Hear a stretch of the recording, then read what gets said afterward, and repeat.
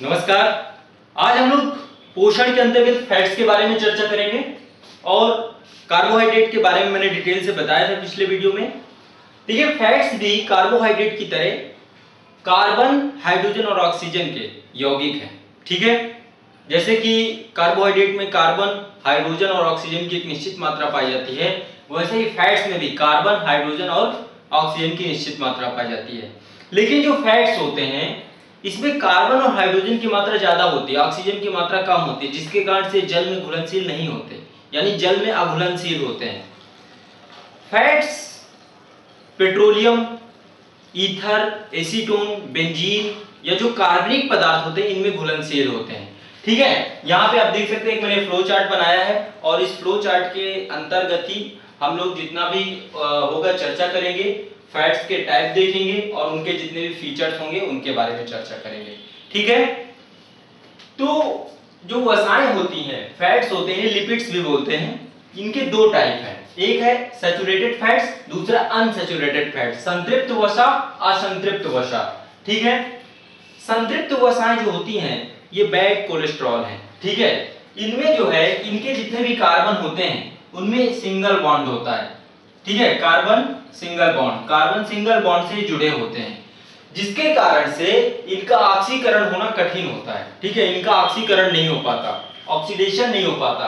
ठीक है, जिसके कारण से शरीर के विभिन्न हिस्सों में एकत्रित हो जाते हैं और ब्लड, रक्त संबंधी जो बीमारियां हैं इससे पैदा होती हैं संतृप्त वसाओं के सेवन से। देखिए, वसा है क्या? वसा जो हमारे शरीर के तैलीय और चर्बी युक्त पदार्थ होते हैं, ठीक है, जो चिकनाई युक्त होते हैं, उन्हीं को वसा बोलते हैं, जिनमें चिकनाई होती है।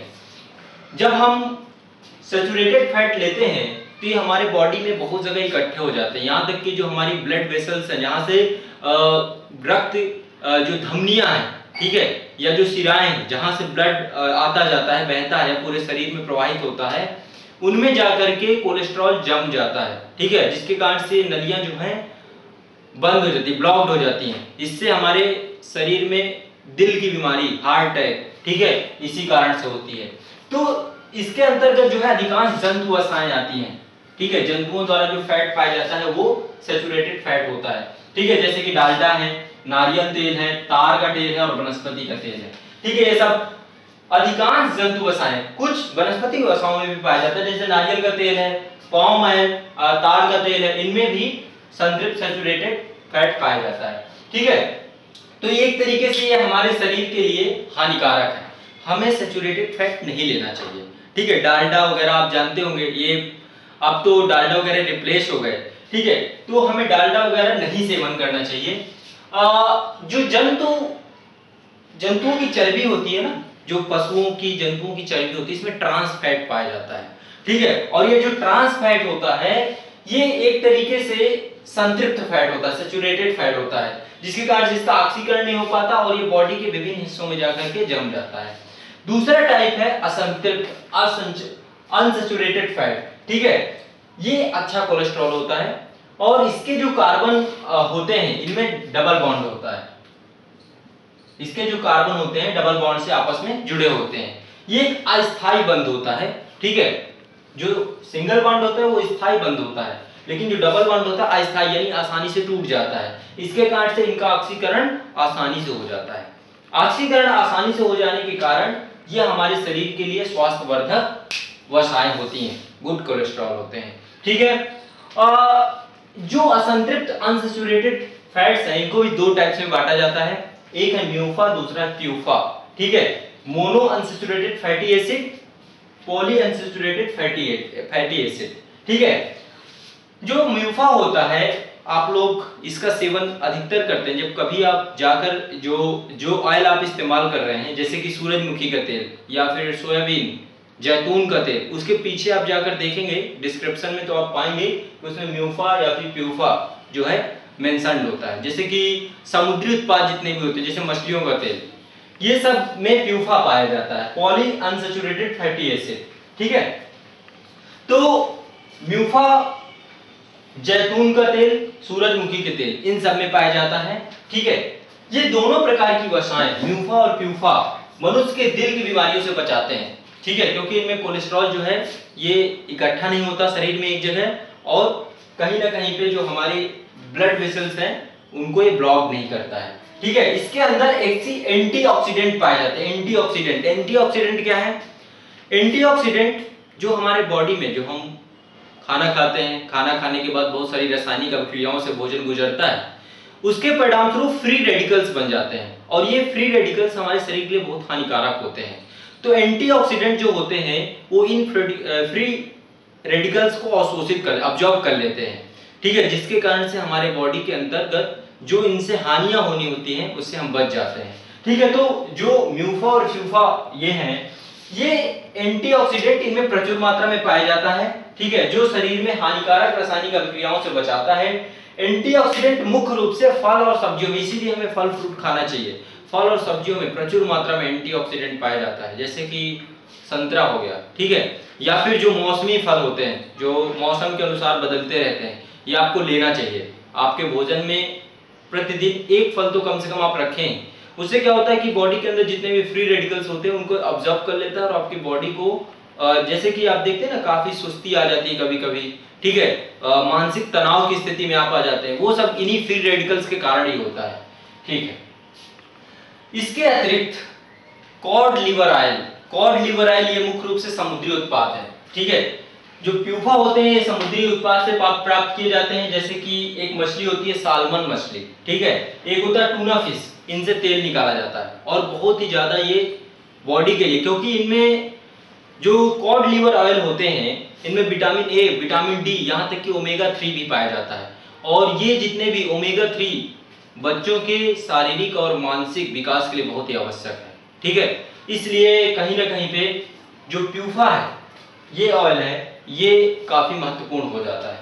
ठीक है, इसके अतिरिक्त आपने देखा होगा जो नॉनवेज का सेवन करते हैं वो जानते होंगे, नॉनवेज का सेवन करने वाले जितने भी लोग हैं देखते हैं उसमें लहसुन प्याज बहुत ज्यादा मात्रा में डाला जाता है।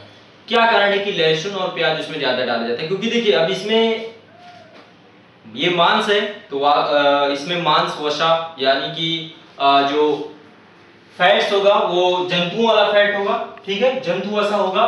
तो लहसुन प्याज हम जब डालते हैं तो उसमें सल्फर की मात्रा पाई जाती है। लहसुन और प्याज में सल्फर होता है, और सल्फर क्या करता है, जंतु वसा को ऑक्सीकृत कर देता है।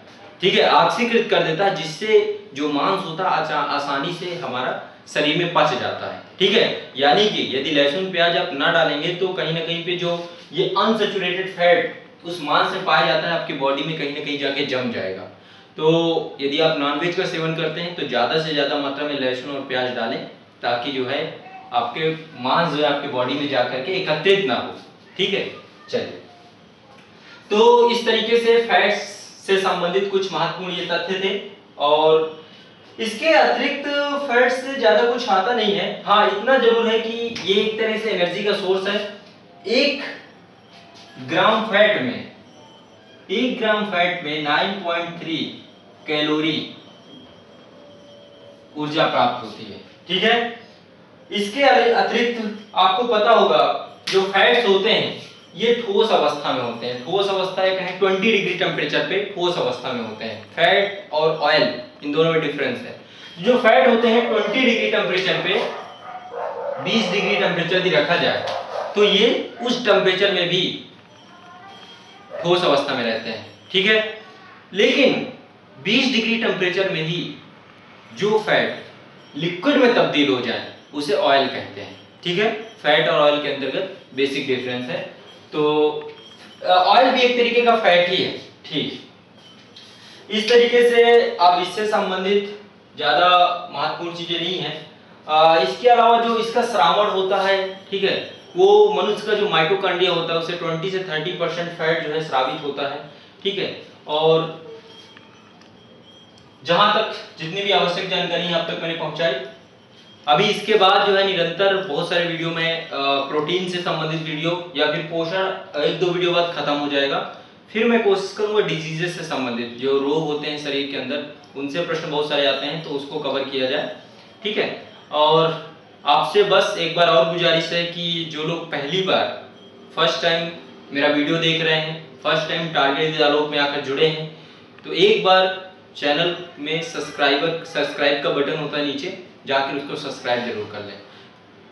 मैं देख रहा हूँ पिछले काफ़ी समय से कि व्यूज़ कम हो रहे हैं, ठीक है, तो हो सकता है कि आप डाउनलोड करके इसको देख रहे हो, तो बिल्कुल आप देखें, अब एग्ज़ाम का टाइम पीरियड है, ये सब चीज़ें इतना महत्व नहीं रखती हैं, ठीक है, इन सब चीज़ों से बड़ा बाजारूपन झलकता है, लेकिन कहीं ना कहीं पे हमारे मोटिवेशन का कारण यही सब चीज़ें हैं। यदि आप ज़्यादा से ज़्यादा, तो एक बार यदि आप वीडियो देख रहे हैं तो एक बार ऑनलाइन व्यू ज़रूर कर लें, ठीक है, थोड़ा सा मुझे भी पता चले कि कितने लोग देख रहे हैं, कितने लोग नहीं देख रहे हैं। कमेंट के माध्यम से आप बता दें। मैंने तो आपको यहाँ तक बोला है कि आप अपने सकारात्मक सुझाव दीजिए, जिनको मेरे से कुछ प्रॉब्लम है, कुछ कमी लग रही है, आप सुझाव दीजिए। मैं आपके कमेंट्स पढ़ता हूँ, पढ़ने के बाद उस पर इम्प्लीमेंट भी कर रहा हूँ धीरे धीरे।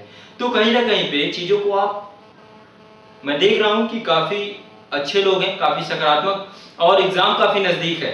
अब इस दौरान ज़्यादा से ज़्यादा आप करंट पे फोकस करें, ठीक है, बायो जितना चल रहा है चलने दीजिए, ज़्यादा आप यूपी स्पेशल पढ़ें, करंट पे फोकस करें, सेंसस पे। हाँ, एक भारत के सेंसस का लेकर के टॉपिक मैं आप तक आऊँगा, उसमें इंडिया का जो सेंसस है वो कवर करवा दूंगा। उत्तर प्रदेश का सेंसस हो चुका, उत्तर प्रदेश संबंधित 5 वीडियो मेरे हिसाब से आप तक पहुँच गए होंगे, और इतने में से काफ़ी चीज़ें मैंने कवर कर दी हैं जहाँ तक आपकी चीज़ें नहीं रहनी चाहिए, ठीक है। बजट हो गया, सेंसस हो गया, और भी बहुत सारे जो महत्वपूर्ण आंकड़े थे वो वहाँ पर मैंने कवर कराए हैं। तो धीरे धीरे हम लोग साइंस की इसी तरीके से गति चलती रहेगी, ज़्यादा से ज़्यादा अक्टूबर लास्ट तक कंप्लीट हो जाएगा बायो का सेक्शन, ठीक है। चलिए, बहुत बहुत शुक्रिया।